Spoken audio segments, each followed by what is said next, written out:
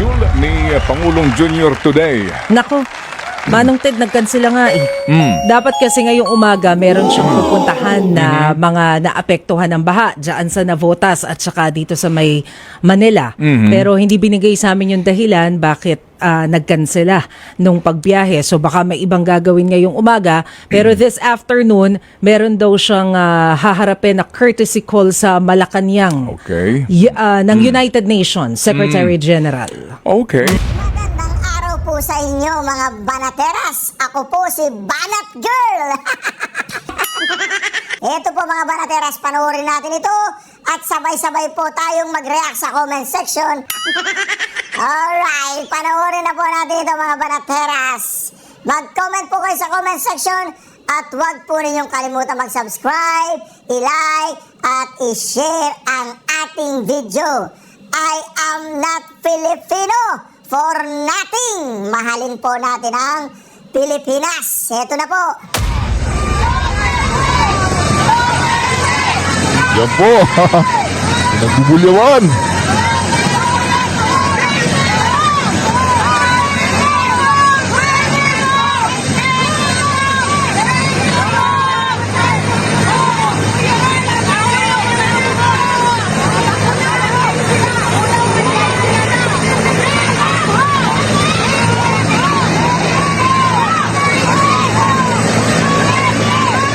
Nako, yung po mga karyasa na panood po ninyo. Bongbong Marcos, pinagbubulyawan po ng mga taga-Davao. Pumasyal po siya doon, inaangkin niya yung tulay na proyekto po ng Pangulong Duterte, yung Bukana Bridge. Sa'yo na yan, laklakin mo, Bongbong Marcos! 160 pondo na ito ng gobyerno. Eh dito pa lang kay district engineer eh. Yung pondo ng gobyerno, bilyon. No magsoli, 100 milyon district engineer. Naku naman. So iba talaga to, itong malawakang issue ng korupsyon at organisado. Pinamumunuan ng ating Pangulo, kasama si Speaker Martin Romualdez at kasama itong si Chairman Saldico. Nagbubulag-bulagan ka na, Admar, kung di mo naintindihan yung issue na involved ang Pangulo. Because pag submit ng budget, pinirmahan ng Pangulo yan. Pag-uusapan ng Kongreso, iakyat nila. Nagkaroon ng BICAM, no? Nagkaroon ng unprogram. Umakyat sa Pangulo, pinirmahan niya, inapprove niya yung buong pondo ng ating gobyerno. Bago lumabas sa mga pondong yan, lalo na yung unprogram, pipirmahan pa rin ng Pangulo yan kung ano mga pondo na lalabas. Kaya yan sinasabi ko, grabe. Konektado ang Pangulo dyan, kasama siya dyan. Nako po, yan ang sinasabi natin. Nako po, konektado si Bongbong Marcos. Nako, konektado mga kareaksyon. Nakita po ninyo mga kareaksyon, binulyawan po si Bongbong Marcos. Ano? Ito na. Ito na mga kareaksyon. Reaction TV Base, nagbabalik reaction. Napakaganda po ng pag-uusapan natin ngayon mga kareaksyon ha. Ito pong si Pulong Duterte, hindi po siya pumunta ng ICI dahil ayaw po niya madamay sa ginagawang katarantaduan ng administrasyong ito na ipapaliwanag po ni Babe Singson, ang dating director ba, yung pinakamataas ng ICI, ay nagsalita na po at kumalas na po dito sa sarswela ni Bongbong Marcos. Nako, ito po ha. Let's put it this way. Usapang matino. O, sabi po ni Babe Singson, usapang matino ba? Para yatang nung una hindi usapang matino no mga kareaksyon ito wag na po natin patagalin. Ito na, pasok! Parang Babes! Lumabas yung ICI 94. Let's put it this way. Usapang matino. Lumabas yung ICI 94, PO 94. Walang budget. Okay. Walang budget. O lumabag ka sa gera, solve mo yung problema, hindi ka naman binigyan ng armas. Nako! O, ano nangyari sa'yo? Di nakatiwangwang ka. Ano? You cannot defend yourself. You have no powers. Mag-imbita ka kung ayaw pumunta. Wala ka nang magagawa. You don't even have subpoena powers. No? Narinig po ninyo na mag-imbita ka, hindi pumunta, wala ka namang magagawa kasi walang power. Ay, ganito po ang mangyayari dyan. Ito. Hindi pinaunlakan ni Davao City 1st District Representative Paulo Duterte ang imbitasyon ng Independent Commission for Infrastructure sa pagdinig kaugnay ng maanumalyang flood control projects. Balita mula sa Kamara, hatid ni Radyo Patrol, Pamela Vasquez, Pam. Rika, tungkol ito sa umano'y mga irregularidad sa flood control project sa kanyang distrito. Sa kanyang liham kay ICI Chairperson Andres Reyes Jr., sinabi ng mambabatas na walang jurisdiksyon ng ICI sa mga miyembro ng Kamara at inakusahan ng political harassment ang komisyon. Gihit pa niya na walang factual o totoo at legal na basihan ng imbitasyon ng ICI. Mayroon naman na anyang full access ang ehekutibo sa mga kinakailangang dokumento at impormasyon sa pamamagitan ng mga ahensya tulad ng DPWH, DBM, DOJ at iba pa. Binigyan din ng kongresista na hindi siya bahagi ng House Appropriations Committee mula 2019 hanggang 2022 kung kaya wala umano siyang kakayahan para sagutin ang mga katanungan. Hinamon din ni Duterte ang ICI na imbestigahan ng Pangulo, Pamilya Marcos at dating Speaker Martin Romualdez kasunod umano ng mga revelasyon ni dating Congressman Zaldico. Ito'y sa halip na ilihis ang issue at gawin silang target ng kanyang kapatid na si Vice President Sara Duterte. Yan ang balitang kumpirmado siguro. Ano, Bongbong Marcos? Supalpal ka ngayon. O hindi po pumunta itong si Pulong Duterte. Sasabihin nila, o ba natatakot ka sa ICI? Ba't hindi ka pupunta sa ICI? Wala nga jurisdiction. Yung ICI na yan, walang walang pangil. Ano sabi ni Babe Singson? O ulitin natin ang sinabi ni Babe Singson, ha? Kapag ayaw pumunta ng isang kongresista at senador, walang magagawa ang ICI. Wala namang pangil wala namang kapangyarihan, wala namang jurisdiction ng ICI. Anong gagawin ni Babe Singson? Di umalis na lang. Anong gagawin mo dyan? Magagalit pa sa'yo yung mga ibang tao, yung mga politisyan dahil kasangkot ka dyan sa ICI na yan. Di ba? Ulitin po natin, ha? Hindi po pumunta si Pulong. Bakit hindi pumunta si Pulong? Wala nga ang jurisdiction yan. Walang pangil yan. Wala naman yan. Kahit hindi ka pumunta dyan, wala naman yan Ito, pagka po natin, ha? Wala naman power to contempt. O, tsaka illegal yan. Oy, Bongbong Marcos, anong ginagawa katarantado ng ICI na to? Pagka mo to. Gusto mong huwag paalisin ang isang tao. Hindi, let's put it this way. Yung maayos na usapan tayo. O, Manong Babes, maayos na usapan, ha? Walang katarantaduan, pasok! Hindi, let's put it this way. Usapang matino. Usapang matino. Yung ICI 94, PO 94, walang budget. Nako! Okay. Kumbaga, lumabag ka sa gera, solve mo yung problema, hindi ka naman binigyan ng armas. Ano nangyari sa'yo? Di nakatiwangwang ka. You cannot defend yourself. You have no powers. Mag-imbita ka kung ayaw pumunta. Wala ka nang magagawa. You don't even have subpoena powers. Gusto mong huwag paalisin ang isang tao. We don't have that. We have to go to court for a whole departure order. Ano nangyari? Nakaalis. Sisisihin pa kami doon. Punching bag ka na naman. Ba't hindi nyo pinigilan? Wala na kaming power to stop that guy from leaving. That's what I mean. Ang liwanag naman noon. So, ibig sabihin, kung walang power ang ICI isang propaganda ni Bongbong Marcos. Mismo galing na po kay Babe Singson yan. Walang power ang ICI, ibig sabihin yung ICI na yan ay kapunyetahan. Walang jurisdiction kanino man. Ibig sabihin, pwede silang masabihan, oy, mga illegal kayo. Wala naman kayong jurisdiction, wala naman kayong kapangyarihan, wala kayong armas, wala kayong unconstitutional yung ICI na yan. Pwede po silang sabihan ng ganyan. Hindi ko alam kung tama ba yung sinabi ko o hindi, pero sa tingin ko, kung wala silang kapangyarihan na i-contempt at wala silang kapangyarihan na magpalabas ng whole departure order at wala silang kapangyarihan na magabla, anong ginagawa ng ICI? Di alis ka na lang, baka mapaginitan ka pa dyan. Yan po sinasabi ni Manong Babes. we were absorbing a lot of the flak for something that we have no power to do. Pakulong nyo yan, yung kurakot. Wala naman kami power na magpakulong. Sino sinisi? ICI. Ang bagal nyo. You must be protecting the big fish. You must be protecting somebody. So binatunan lahat sa ICI. That's what I meant when I discussed it with Congressman Elise. Sir, good morning. Marty Malvenan from PTV. Sir, you said that you will try to make yourself available for the commission even until December 31st at most. So when you... Kahit na beyond. Okay.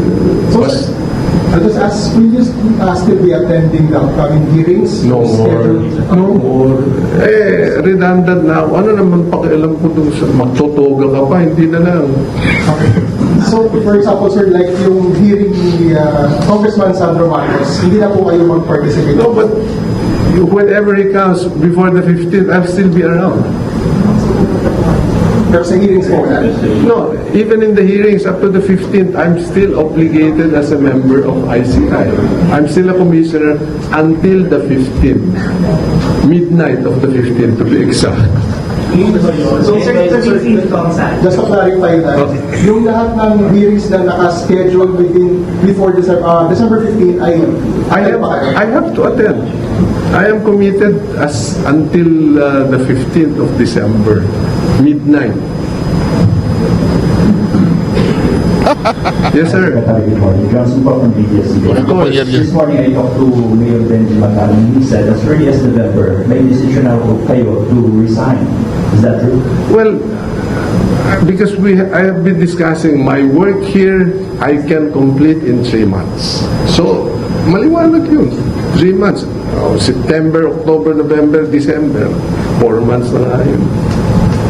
And sir, you just need a categorical statement and a report. Is there a pressure coming from somebody or someone from outside the ICI for you to step down? Because No. the investigation is... My wife. Someone, sabi mo, my wife. And my children. Ano pong sinabi? Ang sabi nila, kung ikaw ang gustong magpapako, huwag mo na kaming idama. Okay? Because I've taken all the flack. I accepted DPWH. I accepted kung ano-anong assignments dyan, leaving a lucrative private sector position. Hindi naman akong mahilig magpayaman. I live a very simple life. Hindi ako maluko sa buhay. Gusto mo, puros tayo noodle cup na lang eh. Pwede ba sa inyo, sir? Of course. Bawal nga lang dahil puros salty yun eh. So ngayon, wala na. Tubig na lang ngayon. Sir, would you recommend somebody to the president or the Ay, mahirap yun. Kakarguin ko pa yung pamilya.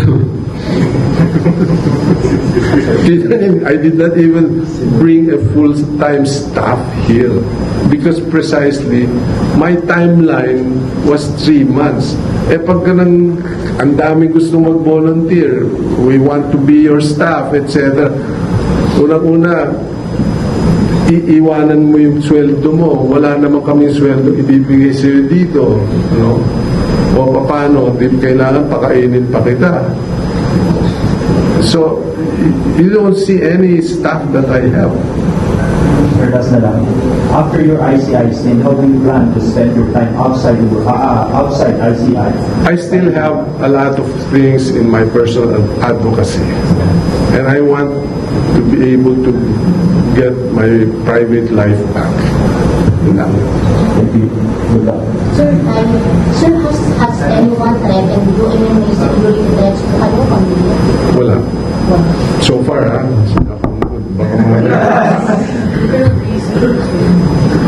Baka maisipan yan dahil tinanong mo.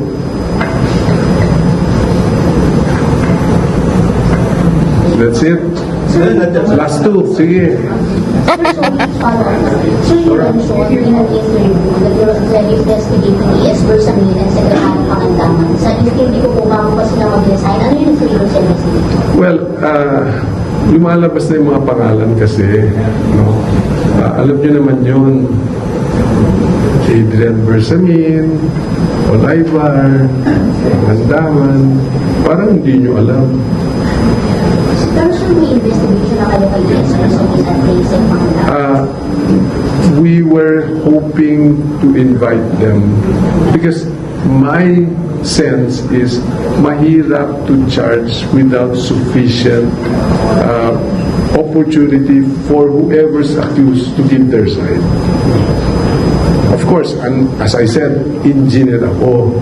Whether that process has to be followed to the letter is something else that I leave to the lawyers in ICI. But as a matter of principle, someone accused has to be given an opportunity to explain, either in writing or in person.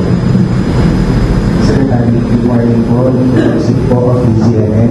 Secretary, ano po yung masasabi ko regarding dun sa calls na sinabi ko nga po you want the big fishes to be under investigation po, yung possibility of President Bongbong Marcos to be investigated by the ICI as well? I keep saying wherever the evidence leads. Okay. But so far, other than statements from a, shall we call, a former congressman as that we have invited twice to appear, has not appeared. Other than those statements, hindi naman pwedeng bigyan ng credence yun or as a basis of accusing someone. In fact, that's the same situation that has happened to a lot of legislators who were mentioned in this Blue Ribbon Committee that we are finding out talagang ginamit lang yung pangalan nila. Sir, follow up the points. Sinabi niyo, sir, what do you mean by you cannot give credence to the statement of Saldi Co? Tama ba yung pagkatili, sir? That cannot be a basis to investigate the president? Of course not. I mean, again, I'm not a lawyer. I will leave it up to the lawyers to decide, and that's why we keep trying to invite, baka kung gusto niya, kahit na Zoom, kung nasaan man siya sa mundong ito, if the commission will accept a Zoom or a written affidavit. But as I said, these things, I leave it to the lawyers of the commission. Kulang ba yung sinabi niyo, sir, or mga legal? Ang dami niyang sinabi eh. Pero anong basis nun? Ganun-ganun na lang ba? That's the same, again, that's what happened in the Senate. Nagbanggit ng mga pangalan, isang katerba. When we started interviewing those that were mentioned, talagang walang connection. For either it was highly politically motivated or some other reason, we don't know. So, sir, konti lang. So, ibig sabihin, sir, yun pong output ng ICI has nothing to do with your resignation. Kumbaga, you were fine with the findings that are from the... Tapos na yung trabaho ko. Okay. No? I have all... O yan, pinatayan na ako ng... Ito pinapatayan ng ano. May plus na po yun. Okay, so again, as I said, no, that's why I had to think this through habang maliwanag pa yung isip ko kung ano yung dapat kong ginawa at nagawa ko na ba yan o hindi. And I think I have done the technical process. I've explained it to everyone. People understand now a lot better what happened, sino yung mga nagkakunsya-kunsya ba dyan for this to happen. And hopefully, because we know the process, we know how to plug, ano yung mga kailangang remedies, whether batas yan, administrative order yan, executive order, etc. to be able to avoid a repeat of this anomaly ever happening. So wala tayong nakikita na ginagawa ng ICI. Ngayon sabi nila gagawin daw nilang transparent. Tingin ko huli na. Siyempre, wala naman talaga eh.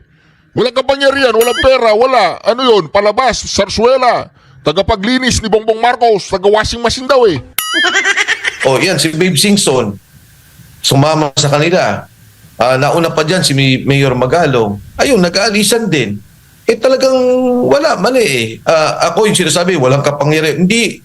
Yung kapangyarihan, secondary yun. Ang importante first is transparency.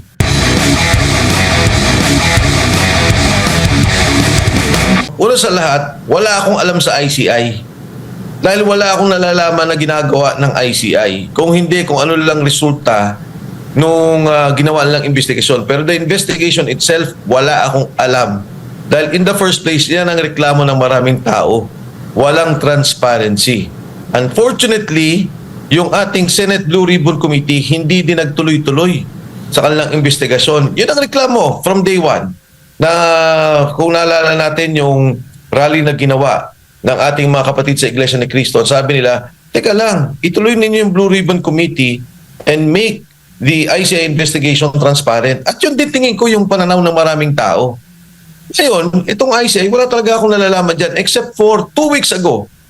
Lumabas pa mismo yung abogado ni Speaker Martin Romualdez.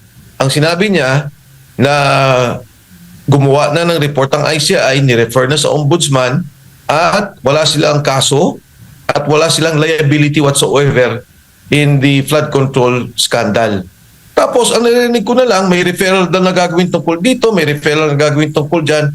So, wala tayong nakikita na ginagawa ng ICI. Ngayon, sabi nila, gagawin daw nilang transparent. Eh, tingin ko, huli na. O, yan, si Babe Singson, sumama sa kanila. Nauna pa dyan si Mayor Magalong. Ayun, nag-aalisan din. Eh talagang wala, mali eh. Ako yung sinasabi, walang kapangyarihan. Hindi. Yung kapangyarihan, secondary yun. Ang importante first is transparency. Dahil hindi natin makita yung poder o kapangyarihan ng ICI until nakikita natin yung actual na nagiging hearing nila. Sino bang pinapatawag nila? Paano tinatanong ang tao? Anong kapangyarihan nilang kunin ang dokumento? Anong kapangyarihan nila na ensure na dumating ang tao doon? Eh, hindi naman natin nakita yung mga bagay na yun from day one eh. So sa akin, Admar and Jade, hindi ako naniniwala sa ICI. From day one, naging parang moro-moro ang ginawa nilang investigasyon. Ayun, lumabas yung mga pangalan, iilan-ilan, yung mga maliliit na pangkawani ng DPWH at saka yung mga contractors. Yung mga congressmen, nakita natin nag-report doon. Sabi, nagpunta daw, nagsalita. Ay, ano nangyari? Anong tinanong nila? Ano lumabas sa kanilang katanungan? So, we will never know what transpired during the investigation of the ICI and what was the actual result of those investigations. Kasi kung transparent yan from day one, alam natin ba't hindi tinanong to? Mali ata yung tanong dito. Ba't hindi sinundan itong mga bagay na to? In the case of Sergeant Cotesa, mukhang lumalabas. Kasi nung una sabi nila, hindi, winelcome ng ICI, tinanggap ng ICI at parte yun na magiging kaso. Lumalabas, wala namang ganun. Because in the first place, hindi natin siya nakitang pinatawag. Hindi natin alam kung anong ginawa sa affidavit niya. Wala. Wala akong nakikitang resulta sa ICI at wala akong nakikitang resulta sa Senate investigation na sana itong dalawang to. Kasi yung Kongreso wala. From day one talagang wala na eh. Tumaob na kaagad eh. Himinto agad sila. Itong dalawa sana to inaasahan natin hindi rin nangyari. Yung hearings na ginagawa sa korte or sa ombudsman or sa Supreme Court, yan or any other court, option nila yan to open the hearings if they want to make it publicized. Of course, sabi nga nila, di ba minsan, teka lang, legal to eh. Kailangan namin pag-usapan to in an atmosphere na we are not influenced, na walang gulo, na kung ano man. Pagdating dito sa Blue Ribbon Committee and sa ICI, hindi naman siya formally a legal forum or a legal body. At mas mahalaga dito, Admar, ang tingnan natin ay yung taong bayan ay talagang galit na galit doon sa nakita at narinig doon sa initial na mga hearing ng Blue Ribbon Committee. Kung magkano bilyon-bilyon na korupsyon ang naririnig at nakikita nila. Si Saldico, na napakalaga nung kanyang mga sinasabi sa ngayon, inamin na niya kung ilang bilyon. Kung maririnig mo, Admar, no, sabi niya doon nagpapasok, nag-insert si Pangulong Bongbong Marcos 100 billion pesos at diniliver ko sa kanya ang 25 billion pesos. Lumabas si Senator Ping, sabi ni Senator Ping, sandali lang. Hindi ikaw yan. Dahil sabi ni Yusek Bernardo, sila yan ang nag-deliver kay Traigib, Ulaybar, Yusek, kay Adrian Cristobal, Yusek, para mapunta kay Secretary Pangandaman at saka kay E.S. Bersamin. So, Yung binabanggit niya na yon, galit na galit ang taong bayan nung kinorek. Sabi ni Saldico, mali yan. Hindi 26 billion yan, kung hindi 52 billion ang pondong yan galing sa ibang pondo. So immediately, may sinasabi si Saldico na 25 billion na siya ang nag-deliver kay Pangulo at kino-confirm niya ulit yung 52 billion na yung binanggit na dineliver ng Yusek Bernadotte. Sinabi niya hindi 26 yan, 52 billion yan. So dyan pa lang 77 billion na ang nakikita natin na pinag-uusapang korupsyon na inilabas ni Saldico. Gustong marinig ng taong bayan yan. Gusto nilang malaman ano bang totoo, saan napunta ng pera at sinong kumuha. Ang problema natin dito, Admar at Jade, may pinagtatakpan sila. Ayaw nilang madikit to kay Speaker Martin